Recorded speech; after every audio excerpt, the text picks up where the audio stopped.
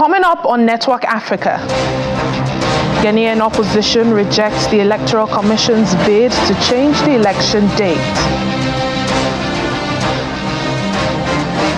Senegal's government defends President Macky Sall's decision to delay elections as the UN urges dialogue to resolve the political crisis. Plus, schools reopen in Zambia as cholera cases subside.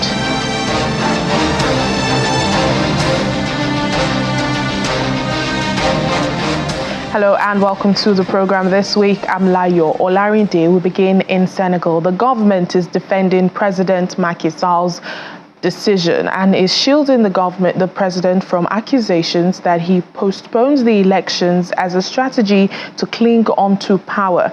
According to the Minister of Business and Trade, Abdul Karim Fofana, who is also the government's spokesperson, President Sall presented the election delay as a necessary and altruistic move coming from what he calls a moral obligation to stay and solve the problem. In the meantime, the UN Secretary General has also urged national stakeholders in Senegal to engage in dialogue to ensure that the presidential elections hold within the framework designated by the Constitution. The Secretary General is closely following with concern the developments in Senegal. The Secretary General urges national stakeholders to engage in dialogue, uphold a peaceful political environment, refrain from the use of violence, and to ensure the holding of an inclusive and transparent presidential elections within the framework designated by the Senegalese Constitution. The Secretary General reaffirms the United Nations commitment to continuing to support the consolidation of democracy and promotion of peace, stability, and development in Senegal.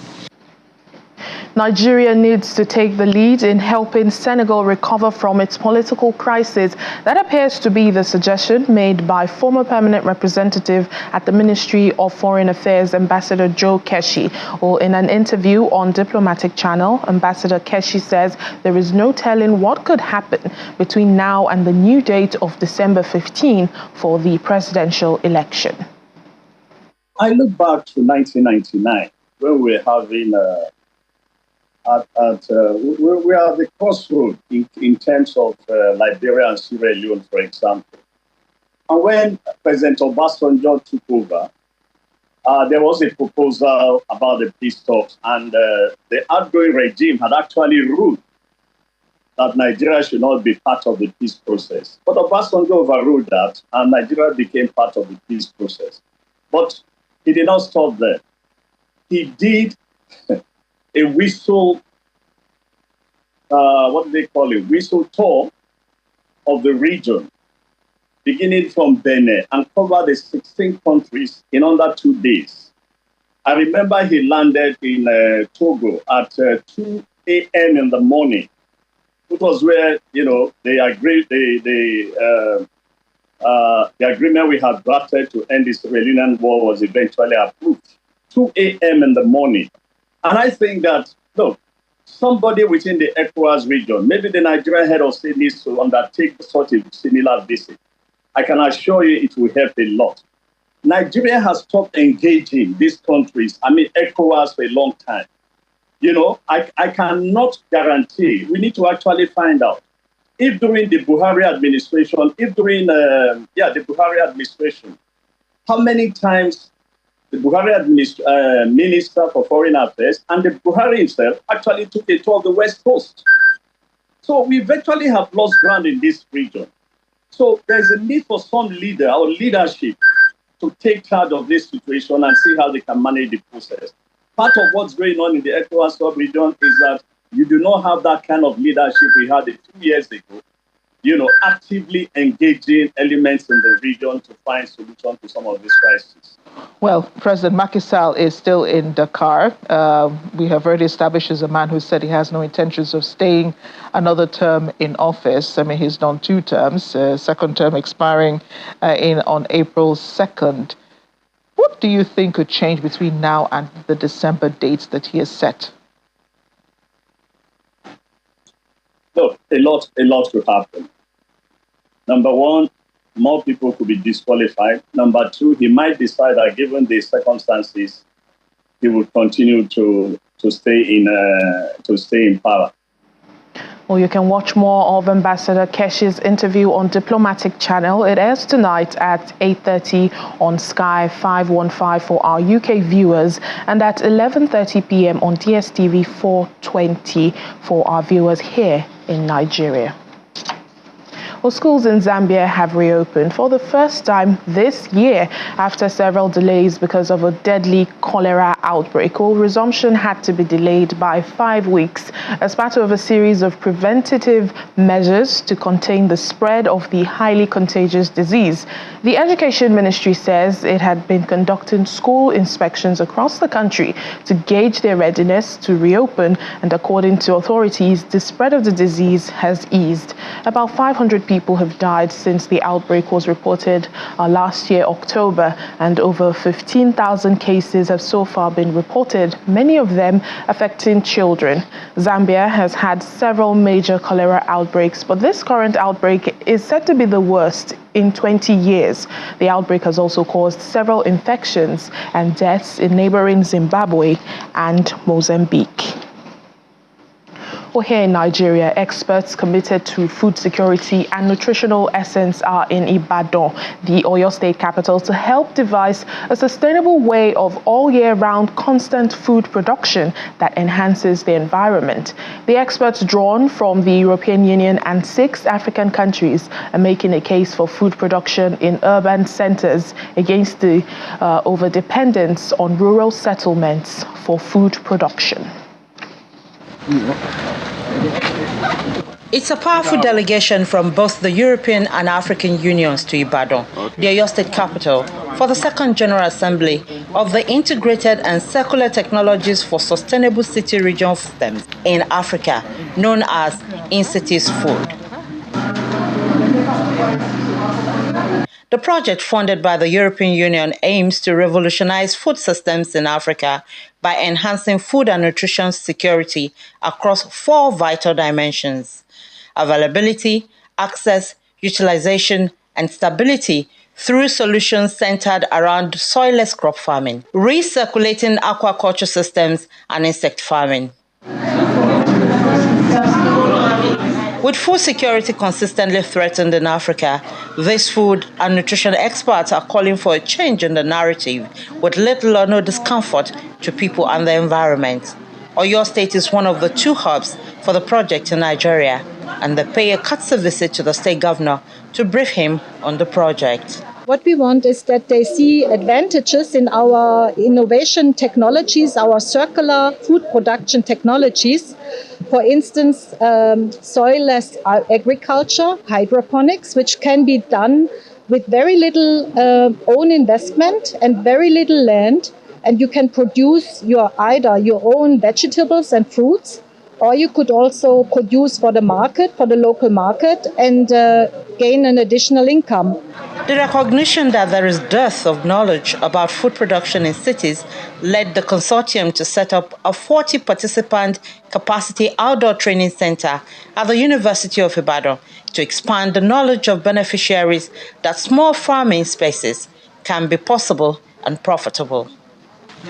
Another major problem the project aims to eradicate is the loss of quantity and quality of food materials during transportation. Fragile micronutrients, often lost during transportation of food from rural to city environment, can be controlled. So we want to look at how to produce quality food and within a small area, not supporting or trying to solve the problem of waste and environmental pollution of city through agriculture. Lagos is the other pilot state in Nigeria, and the partners to the project believe that Africa must work to increase food production in a city environment to eradicate hunger. Urban space more food sufficient by going into food production with low technology. And in doing so, we also create job employment for our youths. The 4-year project, seeking to empower African communities in food production, supply and value chain, and these circular agri-food technologies have been considered suitable for the context of African cities because they do not require great access to land. Bukola Oriowo, Channels Television News. Well, we're in Cameroon now, where one student has died and several others injured after an explosive device went off in the restive northwest region. Well, according to reports, students were marching during National Youth Day in Nkambe town when the explosion occurred. The regional governor told state media that one student was killed and 40 people injured during the incident, adding that separatist fighters are suspected to have staged the attack. Anglophone separatists had imposed a lockdown to disrupt the celebrations. Attacks against students, teachers, and educational institutions are common in the region. The incident is seen as an attempt by the separatists to enforce a boycott of education, which they imposed over 7 years ago. Well, Ghana's opposition presidential candidate John Mahama has opposed a proposal for the general elections to be brought forward to November from December this year. The Electoral Commission, EC, said the proposal initially put forward by the political parties aimed to allow sufficient time for the Commission to effectively manage its operations, particularly in the event of a runoff. However, Mr. Mahama of the National Democratic Congress, NDC, party says the proposed date change for the general elections is not feasible, accusing the Commission of a lack of preparedness. Well, the former president is urging the Commission to get its house together to ensure credible polls in December. The Commission is also considering designating all election days as national holidays to help boost the turnout. We'll take a break now. On Network Africa, still ahead. A devastating loss for Nigeria at the African Cup of Nations finals as Nigerians in South Africa react to Sunday's match. More details after the break. Please join us again.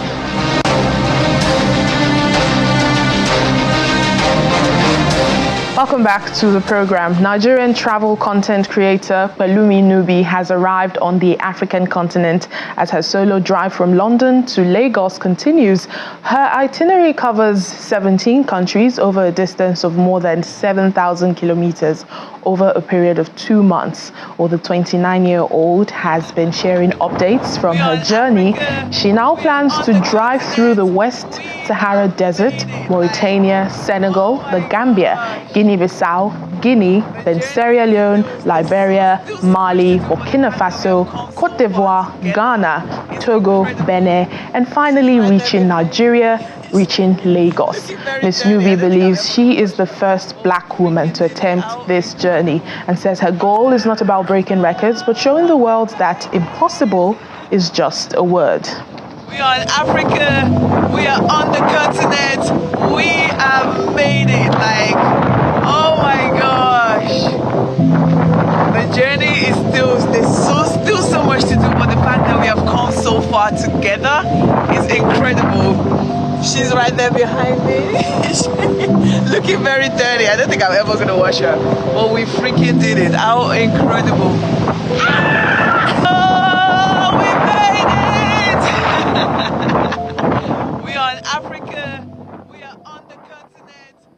Wish her all the best. Well, it's not very often that one is recognized and appreciated for a lifetime of service to the country, but the Association of Retired Ambassadors of Nigeria has honored some of its members whose loyalty and service to the country has helped Nigeria operate in diplomatic excellence. Our Foreign Affairs correspondent, Amarachi Ubani, reports. Hopeful retirees. It is not every day that former ambassadors are honored in Nigeria. Many times diplomats fade into quiet lives, sometimes marked by special interviews during which they are called on to provide analysis and guidance on issues of foreign policy. Professor Bolaji Akiemi is a distinguished intellectual and former External Affairs Minister of Nigeria. But this occasion is different. Retired ambassadors are invited alongside their families to be specially recognized in an awards ceremony holding simultaneously in Lagos and in Abuja. and transmitted via Zoom to members unable to attend. Congratulations on behalf of our Congratulations. Thank you. Thank you very much. Thank you very much, sir. Congratulations, sir. Congratulations. Congratulations. You are showing that the retired ambassadors, although they are retired, they are not tired. So we thank God for you. We also thank God also that you are doing your best to improve the image of our dear country. By the grace of God, I return to what we were in our early days when we were in the foreign service. The work of our heroes passed to die in vain. There were more awards, posthumous and honors for retired ambassadors, bringing smiles and warmth to their families and loved ones, letting them know a lifetime of service has not gone in vain. Amarachi Ubani, Channel Television News. Well, let's talk about Sunday's African Cup of Nations final match. It was expected to be Nigeria's big night as football fans turned out in large numbers at the Onikon Stadium here in Lagos State to show support to the Super Eagles of Nigeria in the AFCON final showdown. Well, however, the game did not turn out as they expected as the Ivorians ended Nigeria's hopes for a fourth AFCON title.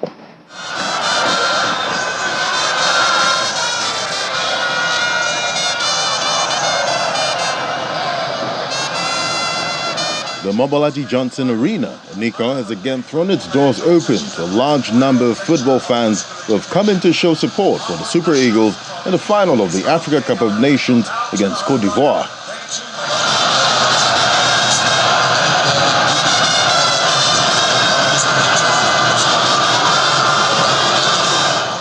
Football Supporters Club, who were not in Abidjan, also made their presence felt in Lagos.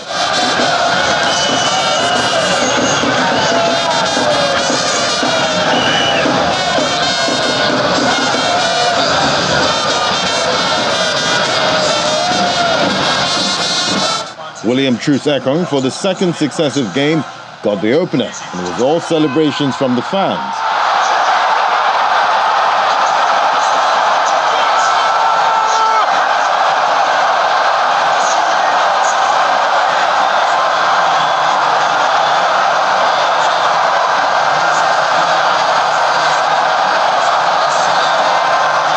However, the hosts fought back in the second half to dampen the hopes of fans for a fourth AFCON title for the Super Eagles.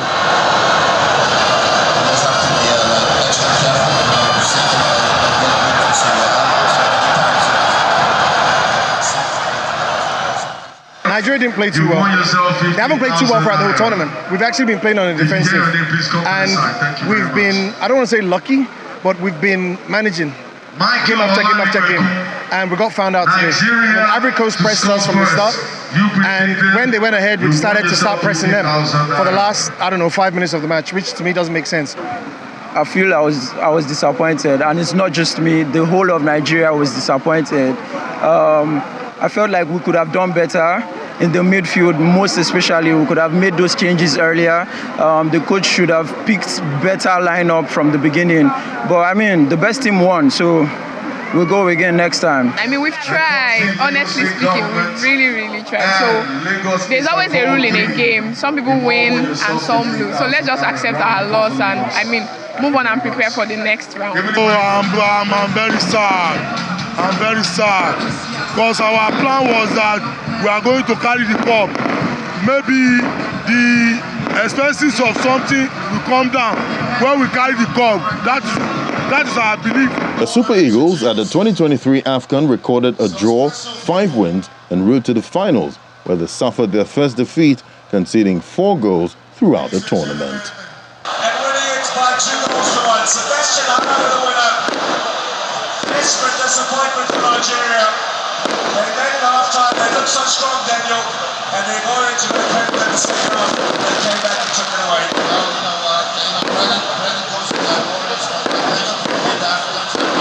Nobody saw it coming, but deep sadness. Nigerians living in South Africa expressing their admiration for the Super Eagles' impressive journey in the tournament despite falling short in the final. Well, our South Africa correspondent Innocent Semosa brings us this report. Nigerians in South Africa are disappointed by the loss, but they remain proud of the Super Eagles' remarkable journey in the tournament. Well, it's a game, and when you have a game, there should be a winner and there will be a loser. And in this case, we don't consider ourselves as losers, but we consider ourselves as, one of the winners of this competition, coming second, after Côte d'Ivoire. You could see the environment that everybody was happy by the time we scored the first goal, and everybody, we are united as a country. No bias, no religious bias, no ethnic bias. We are just one people, and we supported our team to the very end.